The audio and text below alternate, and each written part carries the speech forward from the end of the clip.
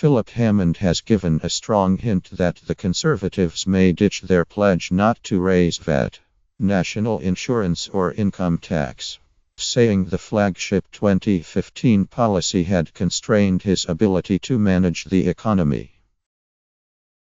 The Chancellor, who was recently forced to drop an attempt to raise national insurance for the self-employed, suggested the tax lock had hampered the government's drive to reduce Britain's budget deficit. His words suggested the manifesto would provide leeway for the Tories to raise taxes in a future parliament if they felt it necessary. Labour seized on the Chancellor's words as a Tory tax bombshell. The Labour leader, Jeremy Corbyn, responded quickly by saying that his party would maintain the triple lock on pensions. Hammond's comments in Washington, D.C. came as Theresa May told factory workers in her Maidenhead constituency that the Tories would retain a pledge to allocate 0.7% of national income to international aid. But the Prime Minister did not commit her party to the so-called triple lock for pensioners, which ensures that the state pension rises by the higher of the inflation rate, average earnings or 2.5%. The statements by the Chancellor and PM on three key policy areas could infuriate right-wing Tory MPs and grassroots activists who wanted to see aid spending reduced and a commitment to pensions and lower taxes. But they could help the Conservatives attract centre-ground voters.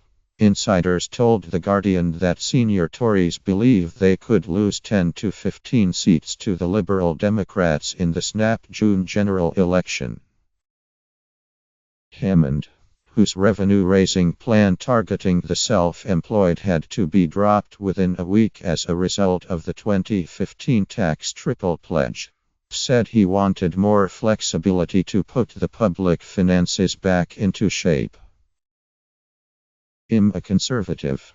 I didn't come into politics because I believe in higher taxes. I'm not in the business of having an ideological desire to raise taxes. But we need to manage the economy sensibly and sustainably.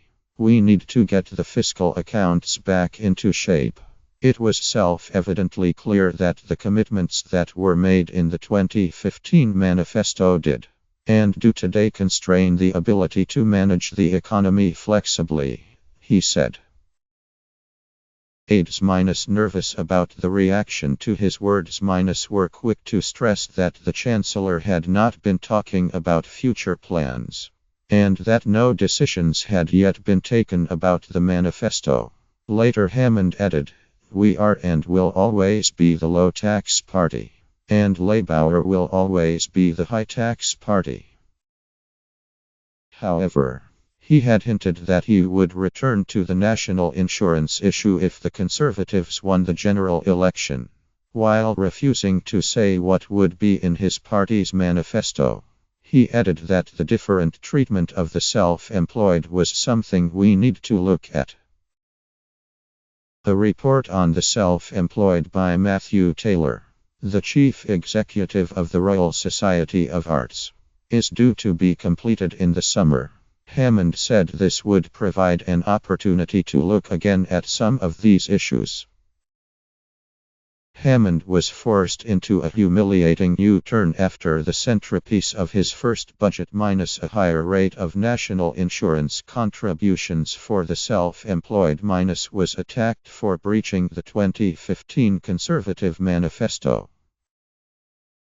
The decision to hold an early election also forces the Chancellor to rethink his autumn statement commitment to eliminate the budget deficit by the end of the next Parliament.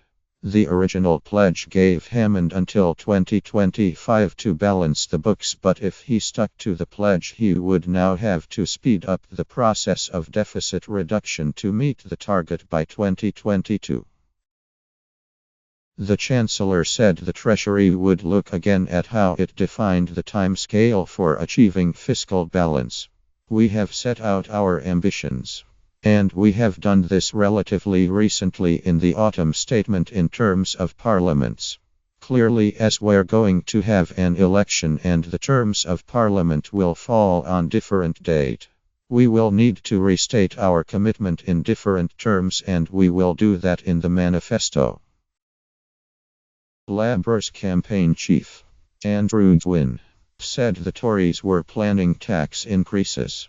The real reason he's doing it is because of his own economic failure and the chaos of his first and so far only budget, Gwynn said. He said the budget U-turn had left a tuned black hole in the Tories' plans. And this was the first sign that Hammond's party was backtracking on its 2015 pledge. What that basically means is that what people should expect, should the Tories win the next election, is that there's a tax bombshell minus a Tory tax bombshell minus on the way.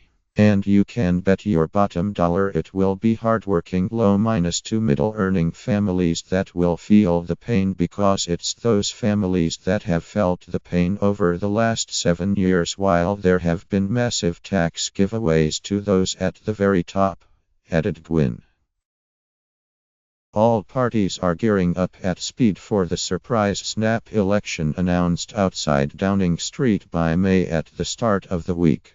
The Conservatives have brought back their chief strategist from 2015, Sir Linton Crosby, while departmental special advisors have started to move across to a new media operation being set up at party headquarters.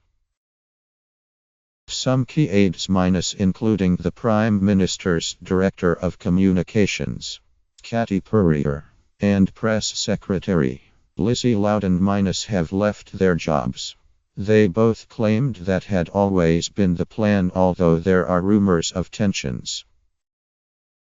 Labour has pledged to have candidates in place in every seat in the country by the end of next week, and is launching a drive with new social media tools that will allow it to target advertising at individual voters in constituencies.